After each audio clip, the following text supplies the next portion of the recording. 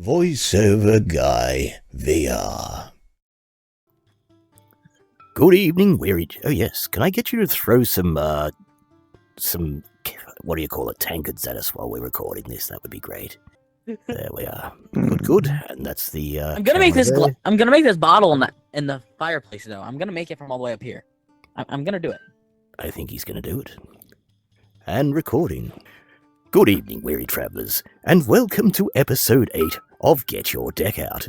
Today I am joined by BrodyGaming, who is about to show us a very exciting deck, and let me give you a little preface on this one. Since the day Aisha came out into the metasphere, or whatever you call this thing here, I've never known quite how to use her, and today Brody is going to be demonstrating a quite fierce maneuver indeed. Would you care to explain it to us, Sir Brody? Of course I would. So basically, Aisha has a very cool ability in which uses 2 spells inside of your graveyard. When you activate Aisha by tapping it on its head, you then are able to choose 2 spells out of your graveyard. And out of those 2 spells, the highest mana one will spawn a little cursed Cavadar. Cavadar. It's basically an undead mummy. Yes. Indubitably. And they all have 0 attack, and HP is equal to the amount of mana that the highest mana spell costs. And so they all pacifist, and they're just sitting across your board. So the cool thing about this deck is I call it a sacrificial deck. So one of the keen tactics for this deck to win is by waiting till about turn 8 or 9, burning through your deck and looking for a couple of specific cards. One of them being Ritual of Annihilation. Ritual of Annihilation deals 10 damage to your HP after just 5 turns, and after each thing that you sacrifice, the timer goes down and down and down by 1. Another thing that you can find in this deck are Dreaded Corpse Flingers, in which you take 1 damage for each undead creature that dies. So let's say I have 3 Dreaded Corpse Flingers on the field. That means with each dead creature that dies, each undead creature that dies, you will take 3 damage each tick. So one of the cool tactics is that basically while you're burning through your deck, meaning while you are drawing a bunch of cards and searching for these things, you are slowly taking damage at their HP. And then once they get around 20 HP, you then set off Ritual. The next turn, which would be turn 9, you spend 9 mana for these 3 Dreaded Corpse Flingers. You sacrifice 5 of these undead creatures on your board, in which will be the undead mummies that Aisha spawns. And once all that happens, they die in just 1 turn. It's a pretty cool combination that you can use. Goodness gracious, that's a lot to ingest at once. I can't wait to see it in action on the battlefield, good sir. Shall we begin? Indubitably, of course. Right, so now we're going to have a look at the deck so that if you wish to make your very own variety, you may also do so too. Remember, hit pause, go back, do everything you need to do to get it right, or just go up to Brody and get a copy if you so desire. You can actually copy directly from people's things. Right up here, copy deck. Give that a shot. Might be easier. Right, onwards. Very good, good sir. Let us begin. Alright. Starting off, going against Mulligan, who's using Wild Horde and DM. We start off with a pretty decent looking hand. Just gonna shoot Mulligan in the face for about 3, and then deal 1 more extra damage with Aisha. Making sure we just get a couple of spells inside of our graveyard, just for our deck to work very nicely. Tremendous. He's using True Sight Tracker, meaning he's using a Nomad deck. We do not have much in our hand, so we are just going to flip. Ooh, Stormborn Zapling. He marks it and flips. Very nice. We are going to just use our Apprentice Necromancer. And we are now going to flip. We're going to block that, of course, because we do not want that thing on the field. Now, here's one of the cool things with the deck. We're going to place our Arcane Experiment. We're going to use Dread Experiments on it to then draw 3 cards out of our deck. There we go, drawing another Dreaded Corpse Flinger, which is just very nice. And then we are going to tap Aisha on the head, spawning our first Litzo Cursed Cadavar. There we go. We're then going to flip. We are then going to continue on with this absolutely beautiful deck. Ooh! Mulligan plays Germ. We are just going to take that because we want this guy alive. While doing that, we are going to place our Vile Bonesmith. Another great card. And if we get to it, there is another cool combo that I can show inside of this deck. We are then going to take our Reconstructor. We are then going to sacrifice our 1/1 Bone, giving one of our undead creatures +2 attack instead of 1, and giving us some more bones. Gives it to the undead. We can then push and flip.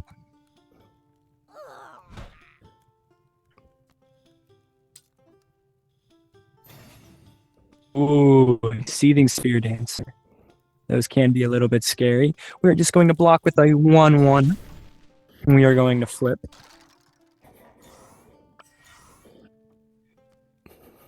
Very nice. We are then going to... We're going to shoot. We are then going to use Aisha's Revenge. Now, another cool thing about this deck is that it is devotion. Meaning, whenever I sacrifice this, and now I can kill the Seething Spear Dancer, I am now able to draw a card out of my deck, which is always very nice. And of course, I can tap Aisha on the head, summoning another beautiful undead creature, pushing for 6 damage now, because this Vile Bonesmith can get up and attack very quickly. Mulligan takes it, of course. Now taking 6 damage, leaving him at 19. He marks my Vile Bonesmith. He pushes for 3. I flip, taking it. Let's see.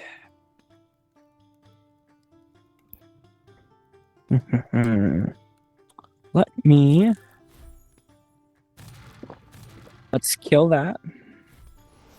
So it cannot annoy us.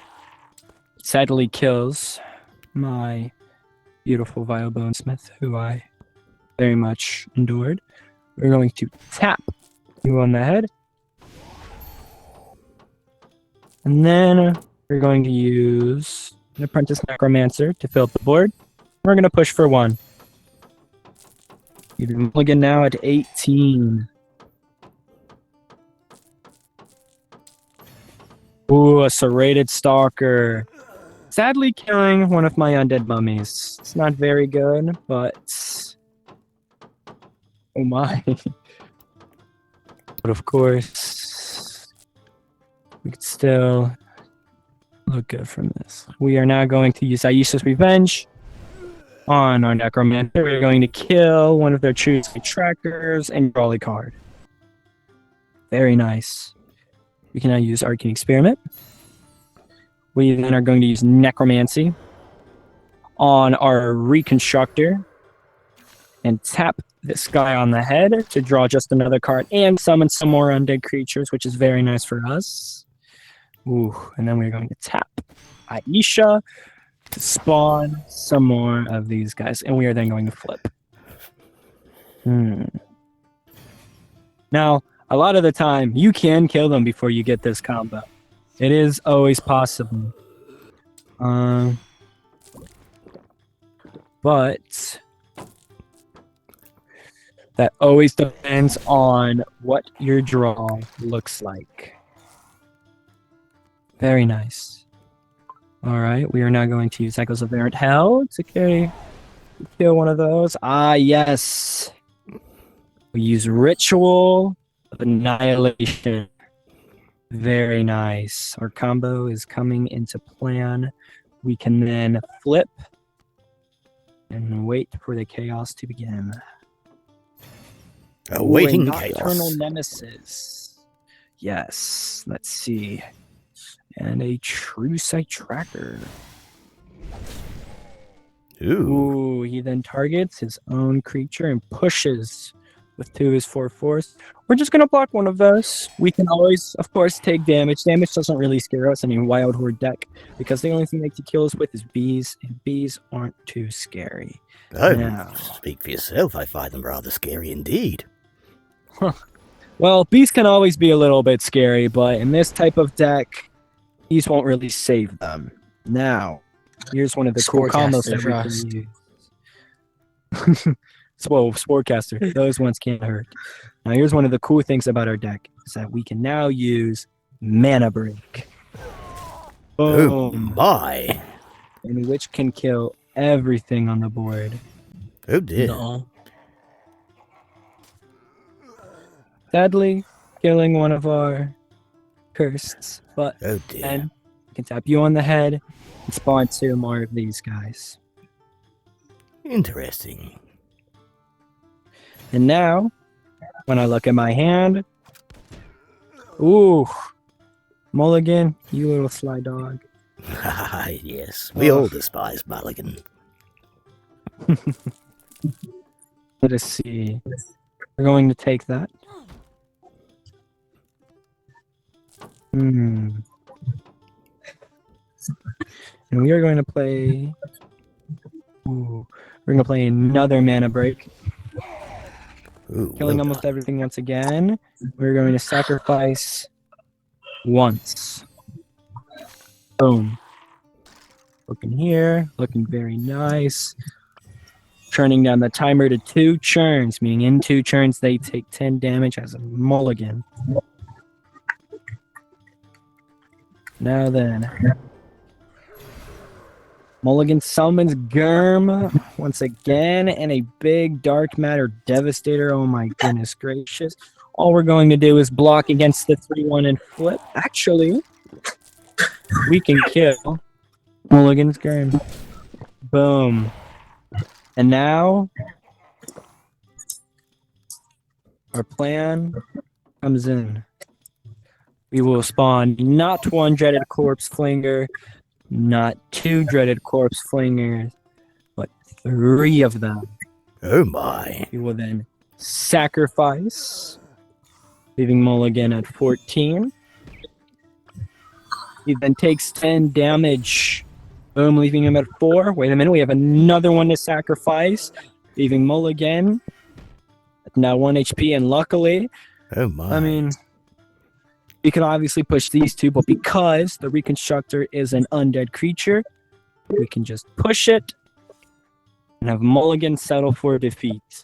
Oh my. Tremendous. And if he'd have killed the Reconstructor, it would have taken the damage off him anyway, finishing him off. Yes? Exactly. That was a very good Tremendous. game. Tremendous indeed. Thank you kindly, Weary Traveller. That was amazing. I swear I paid attention to every last thing you said. Of course. Wonderful, wonderful. Now we just do a slight outro. So there we have it, Weary Travellers. An indeed brutal way to destroy your enemy with Aisha, the dungeon master who spawns 0 damaged creatures. What on earth? That was absolutely amazing to watch in action. Thank you so much, Brody Gaming.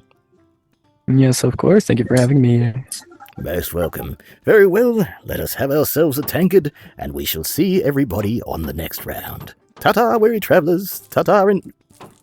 Oh, never mind. Cheers. That was magnificent. Oh, I can't wait to get that up online. VoiceoverGuy VR.